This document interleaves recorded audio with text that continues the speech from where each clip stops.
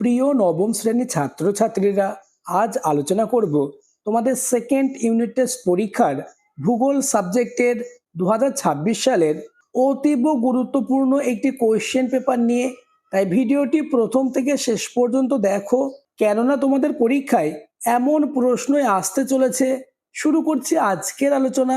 দ্বিতীয় পর্যায়ক্রমিক মূল্যায়ন 2026, ক্লাস 9, বিষয় ভূগোল, পূর্ণমান 40, সময় 1 ঘন্টা 30 মিনিট। প্রথমে তোমরা সেকেন্ড ইউনিট টেস্ট পরীক্ষার ভূগোল সাবজেক্টের সিলেবাসটি দেখে নাও। তোমাদের সেকেন্ড ইউনিট টেস্ট পরীক্ষায় মোট 4টে অধ্যায় থাকবে, যেমন তৃতীয় অধ্যায় পৃথিবী পৃষ্ঠে কোন স্থানের অবস্থান নির্ণয়, চতুর্থ অধ্যায় ভূমিরূপ গঠনকারী প্রক্রিয়া, পঞ্চম অধ্যায় আবহবিকার এবং অষ্টম অধ্যায় পশ্চিমবঙ্গ। তবে পশ্চিমবঙ্গের অবস্থান, প্রশাসনিক বিভাগ ও প্রাকৃতিক পরিবেশ থাকবে। বিভাগ ক, দাগ নম্বর 1, সঠিক উত্তরটি নির্বাচন করো। 1 গুণ 6 সমান 6। প্রথম প্রশ্ন, পৃথিবীর মাঝ বরাবর পূর্ব পশ্চিমে বিস্তৃত 0 ডিগ্রি কাল্পনিক রেখাটির নাম হলো।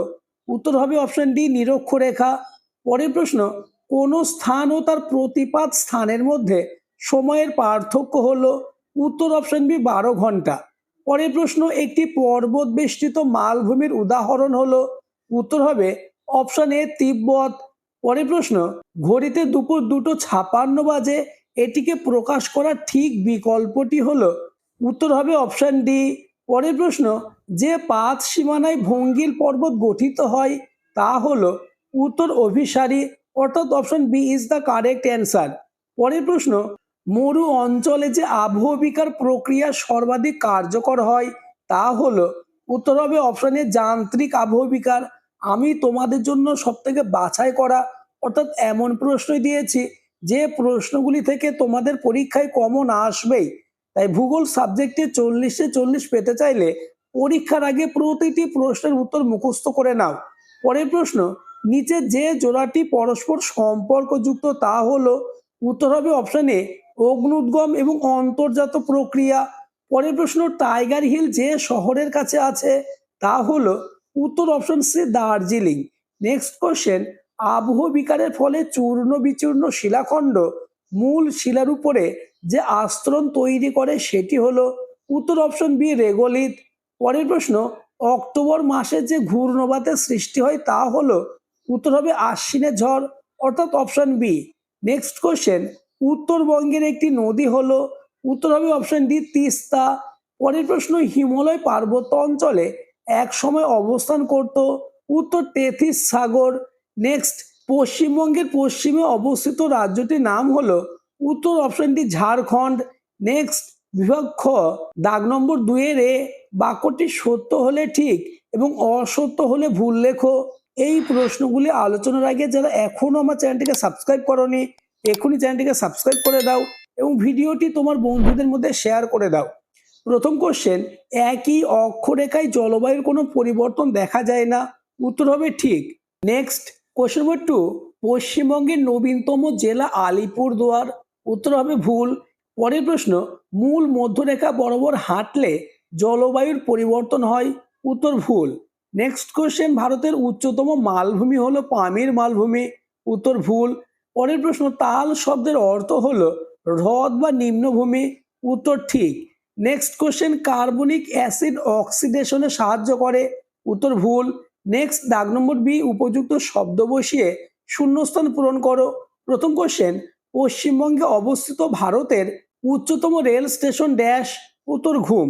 নেক্সট কোশ্চেন, নদীবাহিত পলি সঞ্চিত হয়ে ড্যাশ সমভূমি গঠন করে। উত্তর পলি গঠিত। পরের প্রশ্ন, উত্তর গোলার্ধের মেরু নক্ষত্র হলো ড্যাশ। উত্তর ধ্রুব তারা। পরের প্রশ্ন, ড্যাশ প্রথম পর্যায়ন বা গ্রেড শব্দটি ব্যবহার করে। উত্তর G K Gilbert. Next question, dash প্রক্রিয়ায় চুনাপাথর যোজিত হয়। উত্তর অঙ্গার যোজন। নেক্সট, কলকাতা ড্যাশ বিভাগে অবস্থিত। উত্তর প্রেসিডেন্সি। পরের প্রশ্ন, তরাই শব্দের অর্থ ড্যাশ। উত্তর স্যাঁতসেঁতে ভূমি। নেক্সট, দাগ নম্বর 3, একটি বা দুটি শব্দে উত্তর দাও, যে কোনো 4টে। প্রথম কোশ্চেন, গ্রিনিচের সময় নির্দেশকারী ঘড়ির নাম কি? উত্তর ক্রোনোমিটার। পরের প্রশ্ন, ভারতের প্রমাণ সময়ের দ্রাঘিমা কত? উত্তর 82°30' পূর্ব। নেক্সট কোশ্চেন, পশ্চিমবঙ্গের জলবায়ুতে কোন বায়ুর প্রভাব সবচেয়ে বেশি? উত্তর মৌসুমী বায়ু। পরের প্রশ্ন, যে প্রক্রিয়ার মাধ্যমে হিউমাস তৈরি হয় তাকে কি বলে? উত্তর হিউমিফিকেশন বলে। নেক্সট কোশ্চেন, এনটিপিসি এর পুরো অর্থ কি? উত্তর ন্যাশনাল থার্মাল পাওয়ার কর্পোরেশন। পরের প্রশ্ন, ঘূর্ণিঝড় ক্যারিবিয়ান সাগরে কি নামে পরিচিত? উত্তর হ্যারিকেন। নেক্সট কোশ্চেন নম্বর 7, 15° দ্রাঘিমার পার্থক্যে সময়ের পার্থক্য কত হয়? উত্তর হবে 1 ঘন্টা বা 60 মিনিট। কেননা আমরা জানি 1° দ্রাঘিমার পার্থক্যে সময়ের ব্যবধান হয় 4 মিনিট। পরের প্রশ্ন, পাঁচ সংস্থান তত্ত্বের জনক কাকে বলে? উত্তর পিচকে। নেক্সট, খোয়াই কি? উত্তর বীরভূম ও মেদিনীপুর জেলার ল্যাটেরাইট মৃত্তিকা অঞ্চলে বৃষ্টির জলের ক্ষয়কার্যের ফলে সৃষ্ট ছোট ছোট সংকীর্ণ গলি বা খাতের মতো ভূমিরূপকে স্থানীয় ভাষায় খোয়াই বলে। নেক্সট, বিভাগ গ, দাগ নম্বর 4, নিম্নলিখিত প্রশ্নগুলির উত্তর দাও। 2 গুণ 4 সমান 8, অর্থাৎ 4-এর দাগে 2 মার্কে 4টে প্রশ্নের উত্তর দিতে হবে। প্রথম কোশ্চেন, স্থানীয় সময় কাকে বলে? উত্তর পৃথিবীর পশ্চিম থেকে পূর্বে আবর্তনের ফলে পৃথিবীর কোনো না কোনো দ্রাঘিমা রেখার সূর্যের সামনে আসে, অর্থাৎ সূর্যরশ্মি প্রতিটি দ্রাঘিমা রেখার উপর লম্বভাবে পতিত হয়। এইভাবে কোনো দ্রাঘিমা রেখায় সূর্যের সর্বোচ্চ উন্নতির সময় দুপুর 12টা ধরে দিনের বাকি সময়ের হিসাব করা হয়। এইভাবে আকাশে সূর্যের অবস্থান অনুসারে যে সময় নির্ধারণ করা হয় তাকে স্থানীয় সময় বলে। উদাহরণ বলে পয়েন্টস করবে, কলকাতায় যখন সূর্যের উন্নতি সর্বোচ্চ তখন কলকাতায় স্থানীয় সময় দুপুর 12টা। এভাবে লিখলেই তবেই কিন্তু ফুল মার্কস পাবে। পরের প্রশ্ন, রেখাজাল বা গ্র্যাটিকিউল কাকে বলে? উত্তর ভূপৃষ্ঠের উপর অঙ্কিত কাল্পনিক অক্ষরেখা এবং দ্রাঘিমা রেখাগুলি পরস্পরকে লম্বভাবে ছেদ করে যে জালের মতো কাঠামো তৈরি করে তাকে রেখাজাল বা গ্র্যাটিকিউল বলে। নেক্সট কোশ্চেন, পর্যায়ন বা ক্রমায়ন কাকে বলা হয়? উত্তর যে প্রক্রিয়ার মাধ্যমে ভূপৃষ্ঠের উঁচু স্থানগুলি ক্ষয়প্রাপ্ত হয়ে নিচু হয় এবং নিচু স্থানগুলি সঞ্চয় কার্যের ফলে ভরাট হয়ে উঁচু হয় এবং শেষে ভূপৃষ্ঠে একটি সাধারণ সমতল বা সামঞ্জস্যপূর্ণ তল তৈরি হয়, সেই সামগ্রিক প্রক্রিয়াকে পর্যায়ন বা ক্রমায়ন বলা হয়। পরের প্রশ্ন, পুঞ্জিত ক্ষয় কাকে বলে? উত্তর সংজ্ঞা বলে পয়েন্টস করবে, আবহ বিকারের ফলে সৃষ্ট বিয়োজিত ও চূর্ণ বিচূর্ণ শিলাখণ্ড মৃত্তিকা প্রভৃতি পুঞ্জকারে পিচ্ছিল তরলের মাধ্যমে মাধ্যাকর্ষণ শক্তির টানে দ্রুত বা ধীরভাবে নিচে নেমে আসার সময় ভূগাত্রে যে ক্ষয় হয় তাকে পুঞ্জিত ক্ষয় বলে। এবার পয়েন্টস করবে বৈশিষ্ট্য। নাম্বার 1, গাছের গোড়ার বক্রতা দেখে পুঞ্জিত ক্ষয়ের গতি বোঝা যায়। নাম্বার 2, পার্বত্য অঞ্চলে পুঞ্জ ক্ষয় প্রায়ই হয়। পরের প্রশ্ন, এলুভিয়েশন বলতে কি বোঝো? উত্তর মৃত্তিকা গঠন প্রক্রিয়ার একটি গুরুত্বপূর্ণ স্তর হলো ইলুভিয়েশন।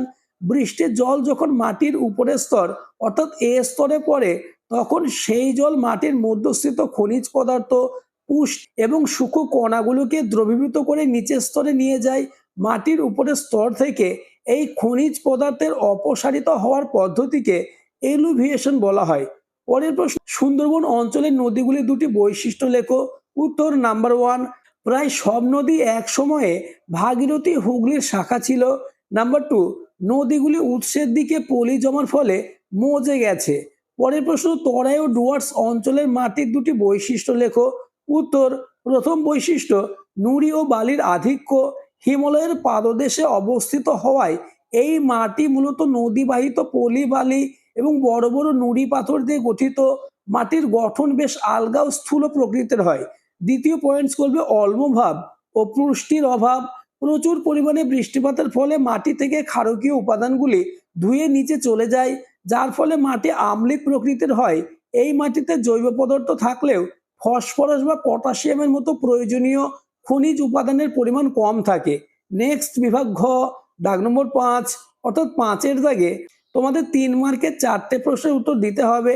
প্রথম কোশ্চেন, আন্তর্জাতিক তারিখ রেখাটি সর্বদা জলভাগের উপর দিয়ে কল্পনা করা হয়েছে কেন? উত্তর প্রথম পয়েন্টস করবে, সময়ের বিভ্রান্তি দূর করা। আন্তর্জাতিক তারিখ রেখা বরাবর তারিখ পরিবর্তন হয়। যদি এই রেখাটি কোনো স্থলভাগের উপর দিয়ে যেত তবে একই দেশের বা একই দ্বীপের দুই অংশে দুই রকমের তারিখ ও সময় থাকতো। এর ফলে প্রশাসনিক কাজ, ব্যবসা বাণিজ্য এবং দৈনন্দিন জীবনে চরম বিভ্রান্তির সৃষ্টি হতো। পরের পয়েন্ট, বার বা তারিখের জটিলতা এড়ানো। রেখাটি কোনো জনবসতিপূর্ণ এলাকার উপর দিয়ে গেলে দেখা যেত একই অঞ্চলের একই দিকের মানুষ হয়তো রবিবার পালন করছে আর অন্য দিকের মানুষ সোমবার। এই সামাজিক ও ব্যবহারিক সমস্যা এড়াতে রেখাটিকে প্রশান্ত মহাসাগরের জলভাগের উপর দিয়ে নিয়ে যাওয়া হয়েছে। তৃতীয় পয়েন্টস করবে স্থানীয় সময়ের ঐক্য বজায় রাখা। আমি তোমাদের জন্য টু দা পয়েন্টস উত্তর লিখে দিয়েছি, এভাবে লিখলেই ফুল মার্কস অর্থাৎ 3-এ 3 পাবে। পরের প্রশ্ন, নিরক্ষরেখা ও মূল মধ্যরেখার মধ্যে 3টি পার্থক্য লেখো। উত্তর তোমরা ছক করে নেবে, একদিকে বিষয় নিরক্ষরেখা এবং অপরদিকে মূল মধ্যরেখা বলে পয়েন্টস করবে। প্রথম পয়েন্টস করবে বিস্তার। নিরক্ষরেখা পূর্ব পশ্চিমে বিস্তৃত কিন্তু মূল মধ্যরেখা উত্তর দক্ষিণে বিস্তৃত। দ্বিতীয় পয়েন্টস আকার। নিরক্ষরেখা পূর্ণবৃত্ত, অপরদিকে মূল মধ্যরেখা অর্ধবৃত্ত। তৃতীয় পয়েন্টস করবে গণনা। নিরক্ষরেখা থেকে অক্ষরেখা গণনা করা হয় কিন্তু মূল মধ্যরেখা থেকে দ্রাঘিমা রেখা গণনা করা হয়। পরের পয়েন্টস করবে ভাগ। নিরক্ষরেখা পৃথিবীকে উত্তর গোলার্ধ ও দক্ষিণ গোলার্ধে ভাগ করেছে কিন্তু মূল মধ্যরেখা 180 ডিগ্রি দ্রাঘিমা রেখার সঙ্গে মিলিত হয়ে পৃথিবীকে পূর্ব ও পশ্চিম গোলার্ধে ভাগ করেছে।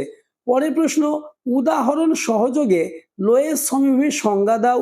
উত্তরটি দেখে নাও। মরু অঞ্চলে সূক্ষ্ম বালিকণা বায়ু দ্বারা পরিবাহিত হয়ে দূরবর্তী কোনো অবনমিত স্থানে সঞ্চিত হয়ে যে সমভূমির সৃষ্টি হয় তাকে লোয়েস সমভূমি বলে। যেমন গোবি মরুভূমির বালিরাশি উড়ে গিয়ে চীনের হোয়াংহো নদী অববাহিকায় সঞ্চিত হয়ে লোয়েস সমভূমি গড়ে উঠেছে। পরের প্রশ্ন, প্রশান্ত মহাসাগরীয় আগ্নেয় মেঘলা কাকে বলে? পরবর্তী প্রশ্নগুলি আলোচনার আগে আবার বলবো, যারা এখনো আমার চ্যানেলটিকে সাবস্ক্রাইব করোনি এখনই চ্যানেলটিকে সাবস্ক্রাইব করে দাও এবং ভিডিওটি তোমার বন্ধুদের মধ্যে শেয়ার করে দাও। উত্তরটি তোমরা দেখে নাও। পরের প্রশ্ন, আবহবিকারের ফলাফল আলোচনা করো। উত্তর, ভূপৃষ্ঠে আবহবিকারের ফলে নানা অবস্থার সৃষ্টি হয় বলে পৃথিবীতে আবহবিকারের গুরুত্ব অত্যন্ত বেশি। কিছু কিছু ক্ষেত্রে আবহবিকারের ফলাফল ধ্বংসাত্মক হলেও অনেক ক্ষেত্রে মানুষের অশেষ কল্যাণ সাধন করে। আবহবিকারের ফলাফলগুলি নিম্নরূপ। প্রথম পয়েন্টস, ভূ আস্তরণের উৎপত্তি। পরের পয়েন্টস, মৃত্তিকার উৎপত্তি। নেক্সট, তৃতীয় পয়েন্টস, খনিজ সৃষ্টি। নেক্সট পয়েন্টস অর্থাৎ চতুর্থ পয়েন্টস, মৃত্তিকার উর্বরতা বৃদ্ধি। পরের প্রশ্ন, মৃত্তিকা সংরক্ষণের যে কোনো 3টি পদ্ধতি লেখো। উত্তর, তোমরা পয়েন্টস করবে মৃত্তিকা সংরক্ষণ, ক্ষয় ও অবনমনের হাত থেকে রক্ষা করা, মৃত্তিকা সম্পদকে মানুষের কল্যাণে সুষ্ঠুভাবে ব্যবহার করার জন্য যে সমস্ত ব্যবস্থা গ্রহণ করা হয় তাকে মৃত্তিকা সংরক্ষণ বলে। এবার পয়েন্টস করবে মৃত্তিকা সংরক্ষণের উপায় বা পদ্ধতি সমূহ। প্রথম পয়েন্টস, বৃক্ষরোপণ। দ্বিতীয় পয়েন্টস, নিয়ন্ত্রিত পশুচরণ। তৃতীয় পয়েন্টস, শস্যাবর্তন। নেক্সট কোশ্চেন, পশ্চিমী ঝামেলা বলতে কি বোঝো? উত্তর, পশ্চিমবঙ্গে শীতকালে উত্তর পূর্ব দিক থেকে শীতল ও শুষ্ক মৌসুমী বায়ু প্রবাহিত হয় বলে এই সময় ঝড় বৃষ্টি সাধারণত হয় না এবং শান্ত আবহাওয়া বিরাজ করে। তবে সুদূর পশ্চিমের ভূমধ্য সাগর থেকে সৃষ্টি হয়ে আসা নিম্নচাপের প্রভাবে পশ্চিমবঙ্গে ঝড় বৃষ্টি হয়। পশ্চিম দিক থেকে আসার কারণে এই নিম্নচাপ তথা ঘূর্ণিঝড়কে পশ্চিমী ঝঞ্ঝা বা পশ্চিমী ঝামেলা বলে।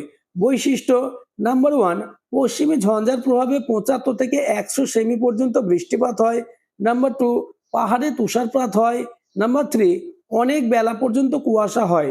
পরের প্রশ্ন, সুন্দরবনের ম্যানগ্রোভ অরণ্যের যে কোনো 3টে বৈশিষ্ট্য লেখো।